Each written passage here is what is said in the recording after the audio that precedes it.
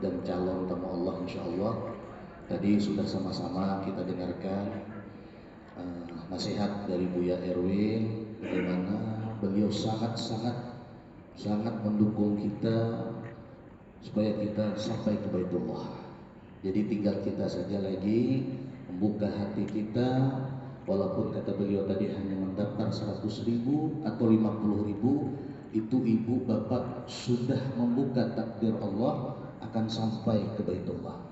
Tapi kalau bapak ibu tidak berani untuk mendaftar, masih kurang yakin, berarti ibu kurang yakin dengan takdir Allah. Jadi yakin saja insya Allah biiznillah. Tadi sudah dijelaskan oleh Buya Erwin secara manasiknya secara mendetail, tadi langsung difokus. Sekarang begini Bapak Ibu, nanti ketika kita ingin berangkat umroh, ya, orang berangkat umroh atau haji ini sama dengan orang yang meninggalkan dunia. Jadi artinya gini, kita harus minta halal terlebih dulu dengan sanak famili keluarga kita.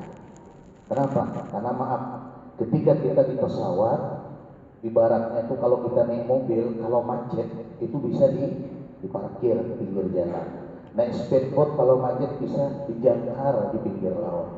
Tapi kalau pesawatnya macet kemana jangkar? Maka hati-hati. Artinya betul-betul kita ketika hendak berangkat tadi undang kawan-kawan, minta halal, minta ridho, terutama ibu-ibu yang mungkin suaminya tinggal, minta halal sama suaminya, minta maaf. Yang istri, yang suami juga mungkin istrinya tinggal, minta maaf, mungkin ada kesalahan selama ini, terutama kepada kedua orang tua kita. Itu yang pertama. Yang kedua, bertobat. Jadi sebelum berangkat tadi harus taubat, ya, harus taubat, karena dengan taubat inilah Allah tidak akan memperlihatkan aib kita di sana. Karena maaf, banyak kejadian di sana yang aneh-aneh. Ya, kadang-kadang waktu di tanah air dia sehat, tapi sampai di sana malah sakit-sakitan. Kadang-kadang waktu di tanah air dia semangat, di sana aku pengen ibadah, tapi setelah sampai di sana malah di hotel saja. Malas dia jemaah di Masjid Nabawi. Mungkin dia belum bertobat ketika ingin berangkat. Maka yang kedua, pesan kami Bapak Ibu yang nanti akan berangkat, dan insya Allah bulan-bulan depan yang akan berangkat, nah kita bertobat terlebih dulu. Kemudian nanti Ibu Bapak ketika naik pesawat, kadang-kadang ada yang bertanya, Ustaz, bagaimana cara sholat di pesawat? Nah, dari travel ini biasanya berangkatnya itu setelah subuh. Jadi kalau setelah subuh insya Allah sebelum jam 12 sudah nyampe.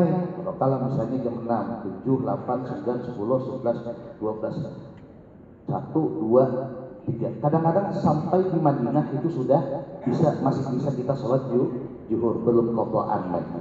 Nah, seandainya kita di dalam pesawat ingin sholat zuhur dalam pesawat, lalu bagaimana tayamumnya? Ingatkan nih Bapak Ibu, di dalam mazhab kita Syafi'i, ya, tayamum itu wajib pakai debu. Jadi walaupun dia lantai harus ada debunya. Kalau ada debunya tidak boleh tayamum. Tapi dalam mazhab Imam Malik, ya, Imam Malik itu sesuatu yang terhampar di bumi itu sudah boleh digunakan untuk tayamum walaupun tidak ada debunya. Tapi yang terhampar, yang tadi bersambung dengan bumi, misalnya meja. Di atas meja kita bisa tayamum karena meja ini ada di lantai di bumi. Nah, dalam mazhab Imam Abu Hanifah, ya, dalam mazhab Imam Abu Hanifah boleh bertayamum di hamparan apa saja walaupun tidak bersambung di bumi. Contohnya di pesawat. Jadi dalam pesawat kita boleh tayamum, tapi wajib bertaklid kepada Imam Abu Hanifah namanya. Ya Bu. Jadi bagaimana nanti tayamumnya Ustaz? Tayamumnya nanti mudah, ya. Nanti di kursi pesawat di belakang itu atau di mejanya Ibu hamparkan telapak tangan, ya. Nanti ketika Ibu mengangkat tadi telapak tangan ingin mengusapkan ke muka, langsung tayamum dalam hati, niatnya saja pun niat tayamum untuk membolehkan sholat karena Allah Ta'ala.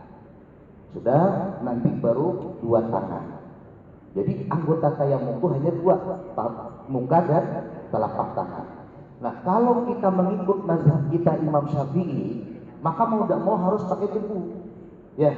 Nah, kalaupun ingin sholat, boleh tidak pakai wudhu, boleh tidak pakai tayamum, tapi namanya sholat dihormati waktu, menghormati waktu. Jadi Ibu sholat aja tak pakai wudhu, tapi niat nanti ketika sampai di Madinah, Bapak Ibu diqodho lagi sholatnya, diulang lagi sholatnya. Itu secara ringkas saja. Nah, ketika nanti sampai di Madinah, mikatnya kita di Bir Ali atau Masjid Bir Ali. Nanti sebelum kita mikat niat ihram, kita mandi dulu, mandi bersih. Maaf kalau bisa dicukur, apa yang dicukur rambut, kumis, apa yang bisa dicukur, udah selesai, bersih, pakai sabun udah bersih, sudah pakaian ihram. Nah, pakaian ihram nih mungkin bapak khusus lelakian ya. Kalau bebininya petelakong, kalau bebini berihram bukahan orang. Mana pakaian ihramnya nih? Tolong. Bang Udah, pakainya haram tuh. Dua ambil. Nah, dua pakainya haram. Ini kita praktikkan. Nah, Pak Iwan, ini beliau akan berangkat pada tanggal 15 Desember nanti. Beliau ini jauh, tinggal di PRS 00. Beliau ini Masya Allah sebagai ustadz juga di sana. Dan alhamdulillah masih punya istri satu. Pak Iwan ya. Coba saya praktikkan dulu. Cara memakai kain ihram ini Bapak Ibu, khususnya yang laki-laki, ada 3 cara. Ada 3 cara. Cara yang pertama ini istilahnya kalau kita berduduk pun insya Allah tak nampak. Ya. Dan ketika memakai pakaian ihram, Bapak-bapak tak boleh pakai celana dalam. Harus dibuka semuanya. Pakai baju kutang pun kada boleh. Yang berjahit-jahit itu kada boleh. Ya. Cara memakainya nih buka gini Bapak ya. Ini yang pertama, ini yang paling mantap, yang paling bagus. Artinya pisit itu insyaallah kada terbuka lagi. Buka aja mencicing ada apa lagi. Nah, tuh. Ya, dari kanan ke kiri tembuskan ke ketiak. Nanti ditahan sama ketiaknya. Udah, nih baru dilipat ke dalam. Nah. Dilipat ke dalam. Baru digulung. Nah, ini, ada terbuka lagi, kecuali kainnya. Kalau pakai tali pinggang, nanti di tali pinggang bagus lagi. Contoh lagi, saya contohkan nih, ya. Ini, dah Bu, ya. Lipat lagi ke dalam sekali.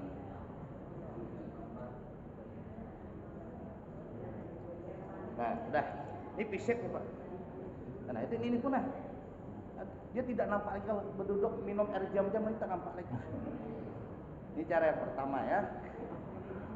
Cara yang kedua, bagaimana Bapak memasang sarung tapih? Bahasa Inggrisnya tapih. Ya. Cara memasang tapih. Nah, gini. Nah, udah, ya. Cara ini misalnya sarung.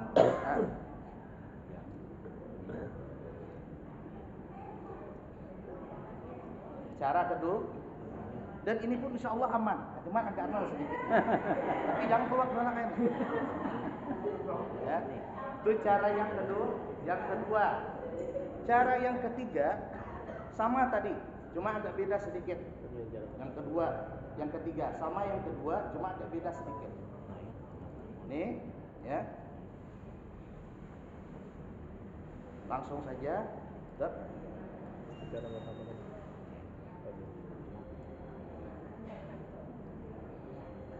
Ini pun aman juga. Yang ketiga. Nah, coba kita praktikkan ya. Lagi saya mau berangkat boleh maju.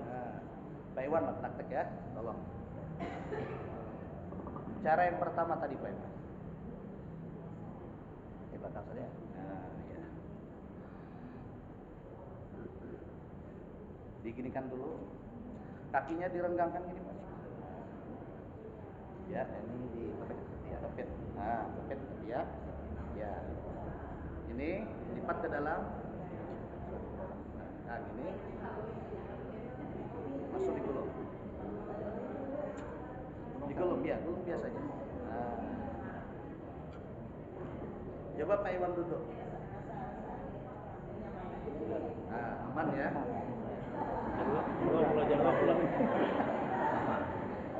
Nah, itu cara pertama Pak ya, supaya lebih visit lagi, lebih kelihatan lagi. Coba cara yang kedua, seperti memasang sarung. Ya, masang sarung biasa.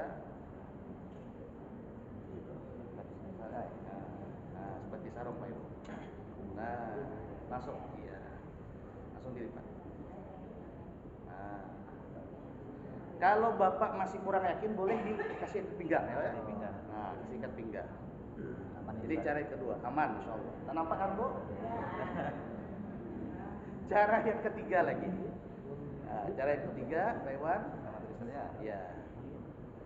Terus ini tiga, langsung saja.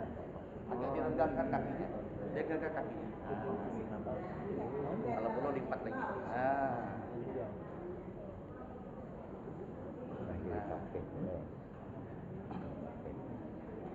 Ini cara yang ketiga. Insyaallah paham Pak ya, tapi nanti diajarkan lagi Pak. Kemudian memakai bajunya, ini cukup ini aja. Oh, ini nanti ketika tawaf wajib ini nampak ya. Nah ketika tawaf Ibu, ini kan Hajar Aswad ya. Antara Hajar Aswad dan pintu Ka'bah kata Pak Erwin tadi namanya Multazam. Itu ketika tawaf ya, ketika tawaf dari sini dia biasa ada nanti garis hijau. Garis hijau. Nanti biasa mau tawaf mimpin. Bismillah Allahu Akbar. Sambil mencuk belakang. Boleh miring gini, boleh berdepanan gini. Ya. Nanti ibu-ibu yang di belakang jangan dari sini Bismillah Allahu Akbar, tapi lewat nang garis hijau tadi. Saya duluan ya, saya duluan. Nah, ibu-ibu di belakang sampai garis hijau tadi. Bismillah Allahu Akbar. Labbaik Allahumma. Dari Hajar Aswad ya. Nanti di sini ada makam Ibrahim. Makam Ibrahim itu tempat bekas tapak kaki Ibrahim. Nah, dari Hajar Aswad ke tapak makam Ibrahim itu kita dianjurkan untuk membaca doa. Sampai keliling 7 kali keliling. Ketika dari rukun Yamani, ya, rukun Yamani ke Hajar Aswad ini sunnah kita berdoa doa 1 jam. Kalau ya,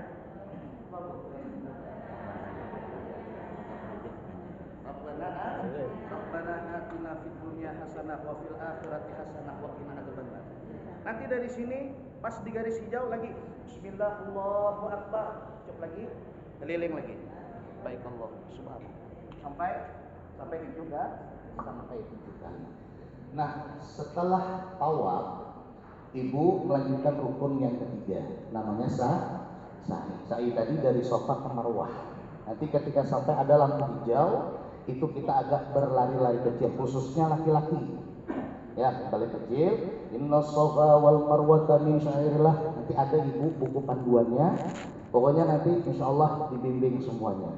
Jadi dari Safa ke Marwah itu hitungannya satu kali.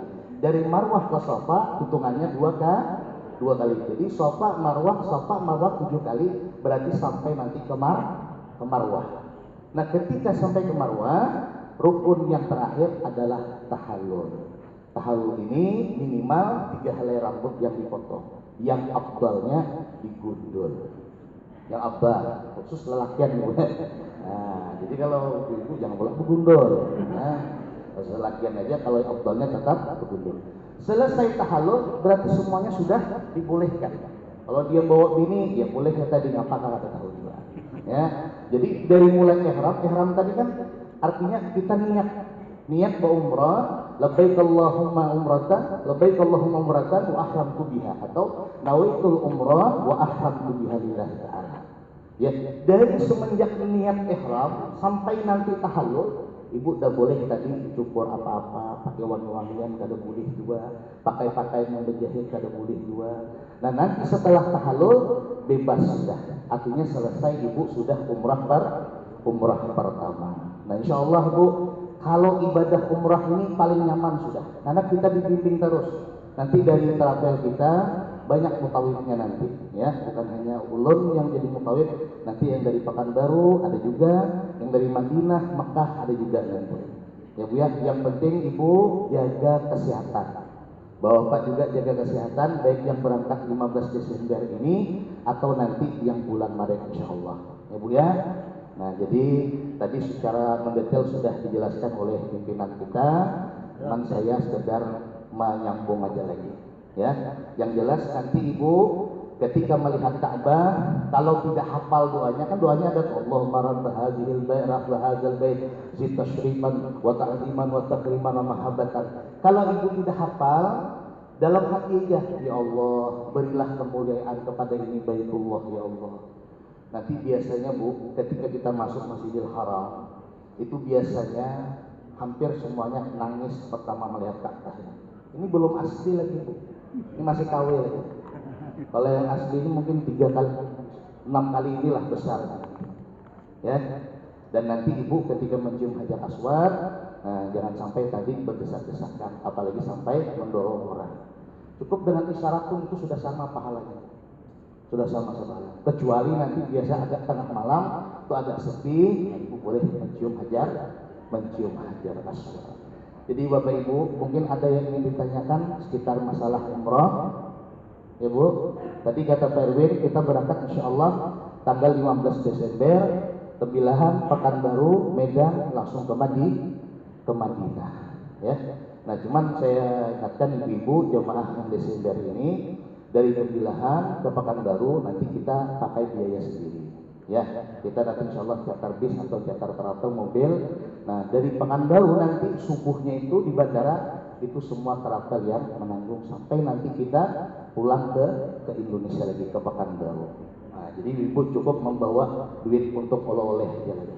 Bu ya, galang-galang mata, cincin mata, gincu mata atau karya. Ya, kodal. Travel. Nah, kita hanya dari Tembilahan ke Pekanbaru. Ya Bu ya, kalau kata Pak Erwin mau nginap di hotel silahkan. Kalau nginap di kantor pun silahkan. Rumah Pak Erwin pun ada Pak Erwin. Nah, mana orang? Bunyi. Siapa sih? Salah satu pimpinan travel yang paling ganteng beliau. Beliau hanya punya isi satu mas. Ganteng saya dikit, ganteng Ustaz. Jadi beliau ini, saya jadi ikut travel beliau ini karena saya merasa beliau ini langsung bimbing di sana Bu. Tidak ada pimpinan travel yang langsung berangkat ke Mekah bimbing. Yang ada disuruh-suruhnya cuma mutawif. Tapi dia di kantor. Tapi beliau ini tidak. Beliau ini langsung. Bila jemaah berangkat, dia ikut berangkat. Jadi kadang maaf 2 bulan tuh sampai 3-4 kali berangkat ke Mekah. Jadi insya Allah ibu-ibu di sana tidak akan tersesat insya Allah. Yang jelas ibu jaga kesehatan ya. Insya Allah nanti kita akan bimbing lagi ibu selama kita dalam perjalanan umrah. Doa-doanya kan ibu ada buku panduan itu nanti dibuka sambil dibaca-baca, nanti kita akan bimbing. Mungkin ibu sulit untuk menghafal ya, ibu cukup mengikuti Pak Ustadz aja nanti selama di perjalanan umrah insya Allah. Ada lagi pertanyaan? Cara mencium Hajar Aswad itu dalam 7 kali putaran itu kalau tidak dapat mencium tidak dapat setelah setelah kita keliling tawaf ya tawaf 7 kali Ustaz. Ya. Kalau tidak bisa mencium kan kami mungkin kan cukup isyarat. Nah, dalam 7 kali putaran itu misalnya bisa mencium di putaran ketiga tidak ada masalah. Kita apa? 7 kali dapat cium pun tidak apa-apa. Tak apa. Cuma kalau kita tidak bisa mencium, kita hanya pakai isyarat. Isyaratnya Bismillah. Dengan cium ya. Cium bisa dengan isyarat. Bisa. Jadi tidak bisa juga kita harus terdesak mencium dah. Karena orang banyak pada waktu itu, apalagi kata yang berangkat umrah sekarang ini luar biasa Pak jemaahnya di Makkah sana ya. Karena mungkin dah lama orang tak berangkat ya. Jadi kita Pak cukup isyarat saja. Isyaratnya kalau misalnya di putaran ke-6 kalau dapat cium boleh tak apa-apa. Tak apa-apa. Kalau 7 kali pun tak dapat cium pun tak apa-apa. Tapi itu sunnah aja. Yang penting kelilingnya itu yang penting. Sama doa itu sunnah aja. Jadi Bapak kalau tidak hafal tak apa-apa, tetap sah umrahnya. Yang penting niatnya, tawafnya, sa'inya, tahallulnya. Jadi sebenarnya ibadah umrah itu dia ibadah fisik, ya. Cuma niat saja yang wajib. Niat itu mudah nanti biasa dibimbing oleh mutawif di hotel atau di masjid nanti. Ya, masalah ibu bagi isyarat itu hanya hukumnya sunnah. Baca doa Rabbana atina tidak hafal, tak apa-apa. Yang penting keliling 7 kali. Nah, iya. Setelah tawaf 7 kali, kita disunahkan sholat 2 rakaat. Sholat 2 rakaat. Di dalam Hijr Ismail bisa kata Pak Erwin nanti. Tapi diusahakan mudah-mudahan kita bisa sholat 2 rakaat di dalam Hijr Ismail. Ya, setelah tawaf 7 kali. Atau misalnya yang sejajar dengan Hijr Ismail di luarnya, ya itu ada disiapkan tempat sholat 2 rakaat, biasa dibimbing juga oleh mutawif nanti. Pokoknya ibu bapak tidak lepas dari mutawif insyaallah. Ada lagi pertanyaan ibu? Berapa kali kita umroh nih Pak? Bulan Desember berapa kali? 3 Pak ya? Apanya? Umrahnya berapa kali kita? Umroh yang dalam paket umroh kita yang setelah sisi tur kota Mekah. Yang pertama begitu sampai di Mekah kita umroh yang pertama yang wajib. Yang kedua nanti setelah lusa misalnya istirahat hari ini, besoknya kita ada city tour di kota Mekah. Setelah city tour kita langsung ambil mikot. Ambil mikotnya biasanya di Jirona, ya di masjid Jirona. Ambil niat lagi untuk umroh yang kedua. Nanti kalau memang ada city tour lagi, tapi yang wajibnya 2. Tapi nanti kalau bapak ibu, kami biasanya kan ada sampai mau umroh lagi gitu ya. Sampai mau umroh lagi, yang umroh yang ketiga boleh ikut lagi. Kalau kuat lagi, sampai mau umroh lagi. Insya Allah kami itu sampai berkali-kali. Ya, yang penting bapak ibu kuat, karena kita umroh itu perjalanan dari Tawaf, Sa'i itu sekitar 4 kiloan kita berjalan. Ya, 4 kilo berjalan. Bagi yang kuat, insya Allah nanti kita ada pembimbingnya. Di sana juga ada yang membantu bapak ibu semuanya untuk melaksanakan tawaf, kemudian sa'i, tahallul atau umroh. Ya, nanti bisa dikondisikan. Pak Ibrahim saya mau umroh lagi, mau 10 kali, monggo rapopo. Ya. Asal kuat. Asal kuat. Tapi dari travel 2 kali wajibnya. Jadi travel 2 kali umrah. Tapi kalau ibu bapak mau nambah, nanti sampaikan saja dengan mutawif. Nah, Akan tetap yang membimbing. apanya? Oh, kalau tambah umrah dananya nambah. Oke, yang wajibnya itu yang pertama, yang kedua itu tidak ada tambahan biaya. Misalnya ada yang ketiga, paling nanti kita sumbangan teksnya paling 50.000 seorang. Gak banyak ya, sekali umroh 50.000 rupiah, tapi sama-sama nanti kan. 50.000 rupiah naik taksi kita ngambil. Kita kalau ngambil mikot itu harus di luar kota Mekah. Ya, jadi nanti kalau mau umroh yang ketiga misalnya kita naik taksi, ya, sama-sama bayar 50.000 rupiah per orang PP. Ya, kita keluar Mekah, kita ngambil mikotnya atau ngambil niatnya di Tan'im. Ya, nah di Tan'im. Kalau di Mekah di Tan'im, kalau di Madinah di Ra'ad. Jadi paling biayanya kita ongkos taksi saja. Karena harus keluar Mekah bu, ngambil niat ihramnya tadi, mikotnya tadi. Tan'im ke Mekah berapa jam? Dari Madinah ke Mekah. Tan'im ya. Tan'im ke Mekah. Oh, Tan'im ke Mekah paling setengah jam aja. Masjid Ali jauh ya Pak. Kalau Masjid Ali ke kota Mekah itu 6 jam perjalanan kita. Ya, 6 jam. Kalau mau Ini makanya dekat Tan'im ya sebenarnya. yang dekat ke Tan'im, ya kalau kita sudah di kota Mekah. Tapi kalau kita mau ngambil umroh yang pertama, kalau kita ke dari kota Madinah, itu wajib kita di Masjid Ali. Ya, seperti itu panduannya. Yang lain Bapak Ibu ada pertanyaan lagi? Ada Pak, nanya ke suntik kesehatan tanggal berapa Pak? Kata ada. Baik Bapak Ibu, alhamdulillah ya untuk gimana nih masih semangat? Oke, biar semangat kita salam Baitullah dulu ya. Mana tahu udah ngantuk-ngantuk gitu ya. Biar semangat kita salam Baitullah dulu.